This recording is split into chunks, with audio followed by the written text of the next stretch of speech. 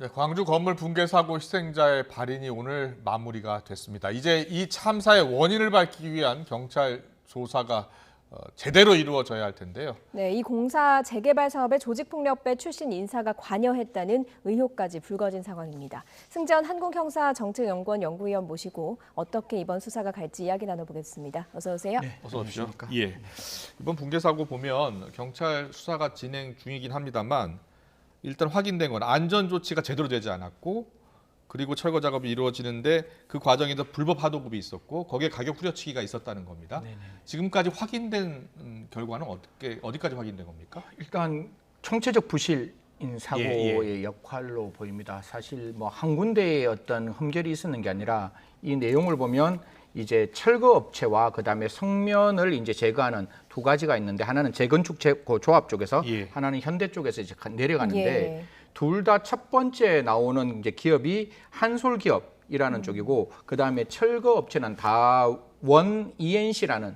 기업인데 그럼 두 개 이렇게 하청을 받았으면 하청받고 난 다음에 각각이 따로따로 했어야 되잖아요. 철거는 철거대로 진행했어야 되고 그다음에 저 성면 제거는 성면 제거로 이렇게 갔어야 되는데 그게 또 하나로 모이는 게 백솔기업이라는 기업인데 사실 백솔기업은 지금까지 나와 있는 언론 보도를 종합해서 판단하면 성면 제거를 할 수 없는 그런 기업인데도 불구하고 사실 하나의 기업으로 몰리다 보니까 왜 저런 부분이 발생하느냐 사실 조금 지금까지는 조사가 더 되어야 되는데 저희들이 흔히 건설업에서 이야기할 때 쪼개기 회사라는 말은 써요. 그러니까 저게 지금 굉장히 다양한 업체로 보이지만 이건 조사를 해야 되는 전제를 깔고 한솔기업, 다원 ENC 그리고 백솔건설이라는 게 하나의 회사인데 이름만 이렇게 나뉘어졌는 거 아니냐. 결국 전체적인 통으로 하나를 가져가기 위해서 쪼개기 회사를 했는 거 아니냐라는 부분들이 나오고 여기서 이제 우리가 말씀드렸다시피 가격 후려치기가 나오는 거죠. 건설산업기본법에 의하면 다단계 하도급에 따른 안전관리 소홀과 부실공사를 막기 위해서 원칙적으로 건설공사의 재하도급을 막고 있는데 사실 이런 부분들이 공공연하게 그리고 횡행하고 있다는 게 어제 오늘 일은 아니거든요. 또 그런 어떤 일이 발생해서 사실 광주시에도 이야기를 했지만 이건 사실 인재에 해당되는 부분이라서 이 부분에 대한 건설업계의 비리를 반드시 밝혀야 한다라는 말씀드리겠습니다. 앞서 전체적으로 설명을 해주시면서 몸통은 하나인데 쪼개기 회사인 것 같다라고 말씀을 해주셨는데 이 다원 ENC라는 회사가 철거왕이라고 하는 건설업계에선 유명한 사람이 운영하고 있는 회사라는 이야기도 있어요. 이게 조금 거슬러 올라가요. 1990년대 정도로 조금 거슬러 올라갑니다. 그 당시에 이제 재개발도 많이 일어나고 해서 철거를 하는 현장에서 굉장히 유명한 저희들이 이제 이름은 제가 말씀드릴 수가 없으니까 아직 뭐 확인 안 됐으니까 저희들이 그냥 A씨라고 할게요. 성도 제가 말씀 안 드리고 A씨라는 사람이 이제 설거 업체를 완전히 가지고 가고 거기에서 뭐 어느 정도 성공하고 난 다음에 회사의 재산을 그러니까 1,000억 정도를 이제 횡령했다라는 걸로 징역 5년을 선고받습니다. 근데 이 A라는 사람이 만드는 그룹 이름이 다원 그룹이고 그 그룹에 지금 제가 말씀드렸잖아요. 그 성면을 없애는, 성면을 제거하는 그 회사 이름이 다원 ENC. 그 ENC가 이 A씨의 동생이 가지고 있는 회사. 그래서 뭐 건설업체 저도 전화를 해보니까 뭐 굉장히 유명한 철거업체로 지금도 여전히 존재를 하고 사실 여기에서 굉장히 많은 철거 관련된 일을 하고 있다라는 것은 현재도 사실인 것 같습니다. 전국적으로 다 하는 겁니까? 근데 여기에 조폭기입 연루설이 불거졌고요. 경찰도 이 부분을 지금 수사를 하기로 했습니다. 어떻게 된 일입니까? 이게 좀 달라요. 이게 이제 철거왕하고 또 이제 조폭이 들어가는 건 다른데 이 조폭은 또 2005년에서 2006년으로 또 거슬러 올라가야 되는데 그 학동 지역에 또 재개발을 하게 됩니다. 학동 지역에 재개발을 하게 되는데 이게 뭐 3구역 이게 뭐 국민들께서 좀 이렇게 설명하기 좀 들으시기 좀 불편하지만 이렇게 재개발을 하면 구역을 이렇게 나누어요. 왜냐하면 뭐 지금 있는 그 구역도 제가 알기로는 지하 2층 그다음에 지상 29층 19개 동 약 한 2,282대 가구가 지금 서는 게 지금 붕괴 사고가 났는 부분이거든요. 그러니까 그 당시도 여러 가지 나뉘어지는 부분인데 3구역과 4구역에 재개발을 하는데 이권 개입을 하는데 어떻게 이권 개입을 하는가 하면 자기 부인의 명의로 회사를 하나 만들고 그 회사에서 재건축, 재개발, 그다음에 용역, 정비 사업을 하나로 묶어서 하는 것이 그 지역에 공공연하게 이 A 그러니까 이 사람의 그러니까 조폭 그 경로를 통하지 않고는 예. 할 수 없다. 뭐 이런 이야기가 지금 나오고 있어요. 예. 그래서 이제 우리가 이야기하고 있는 아까 제가 말씀드렸는 현대산업개발철거공사가 54억 정도 되는데 예. 그 54억에 아까 한솔기업이라고 있었다 그랬잖아요. 예. 그 한솔기업에 있는 김모 씨와 그 조직폭력배 A 씨가 어느 정도 유착 관계가 있는 거 아니냐. 사실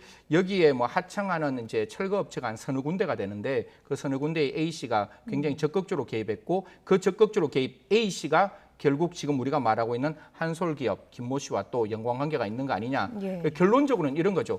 조직폭력배 A 씨가 지금까지는 조사를 해야 되겠지만 경찰도 예. 말을 굉장히 아끼고 있는데 그 조직폭력배 A 씨가 결국 이러한 건설업체들 하나를 어떤 이권을 이제 만들어준 그 이권에 아까 철거왕이라는 사람이 하나의 어떤 하청업체를 만들어서 철거업체 전체를 쥐락펴락했다. 이게 지금까지 나오고 있는 언론발 이제 종합적인 예. 이야기들입니다.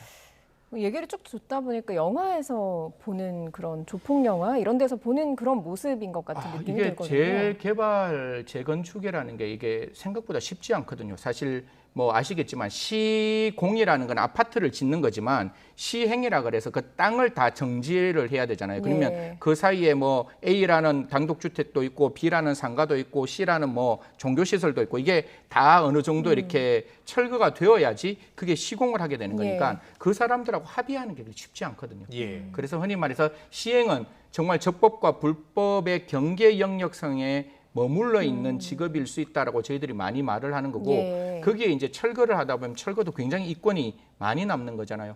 제가 지금 뭐 언뜻 보니까 그 성면을 제거하는 데 있어서 원래 단가가 한 4억 5,500만 원 정도 드는데 그걸 22억 정도로 올렸다 하면 3배에서 4배가 올라가는 거잖아요. 그런 어떤 이권들이 많기 때문에 이런 어떤 재개발, 재건축에는 어느 정도의 불법적인 부분들이 들어올 수밖에 없는 예. 그래서 더더욱 그 행정기관에서는 엄격하게 이 부분을 관리 감독해야 되는 부분이 들어와 있는 거죠. 예, 이거 뭐 낱낱이 밝혀야 합니다. 아직은 이제 사실관계 확인 차원이니까요. 그래서 좀 조심스러운 부분이라서 예, 제가 예, 좀 더 확인이 필요한 부분이긴 한데 이 불법 재하청 계약 있지 않습니까? 이게 불법 재하청 계약을 맺다 보면 단가를 후려치게 되고요.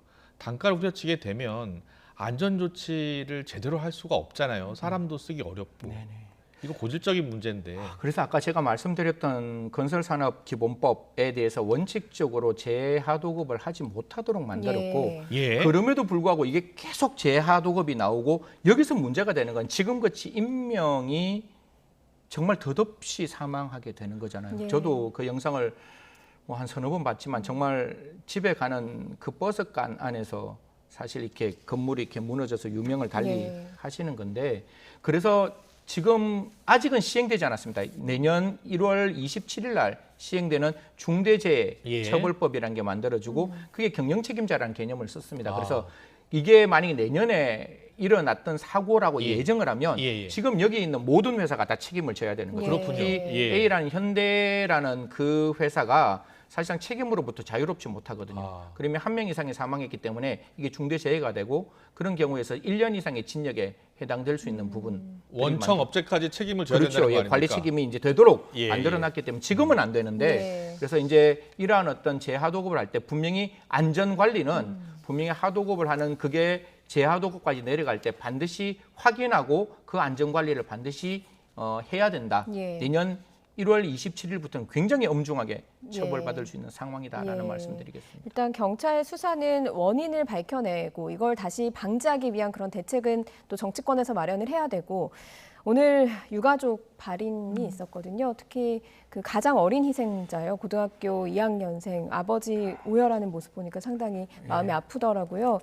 유가족에 대한 지원이나 보상도 분명히 있어야 될 것 같습니다. 어떻게 됩니까? 첫 번째로 대통령께서 분명히 말씀하셨습니다. 이 사건에 대해서 절대로 그 가해자를 처벌하는 것도 중요하지만 피해자에 대한 보상과 그 부분에 대해서 한치의 소홀함도 없어야 된다고 말씀하셨고 뭐 현대산업개발에 있는 그 회장도 와서 이 부분에서 우리가 전적으로 책임을 지겠다. 또 광주시에서도 여기에 대해서 희생자들에 대한 어떤 장례라든가 그다음에 보호 대책, 보호에서 최선을 다하겠다라고 이야기를 했으니까요. 제일 저는 마음 아픈 게 이런 사건에 결국 재판으로 가서 이분들의 어떤 그 손해배상을 만들어가는 게 아니라 예. 그도 말씀드리지만 내년에 일어났던 사건이 아니라 올해 일어났던 사건이란 이유로 현대 측이 이러한 어떤 사건에 책임이 없다라고 가는 게 아니라 여기에 관련된 모든 그러니까 원청, 하청, 지하청 관련된 모든 기업들이 결국 이 피해자들의 예. 덧없는 죽음에 대해서 깊이 반성하시고 할 수 있는 최선을 다한 보상이 필요하다라는 말씀입니다. 그런데 중대시민재해 있지 않습니까?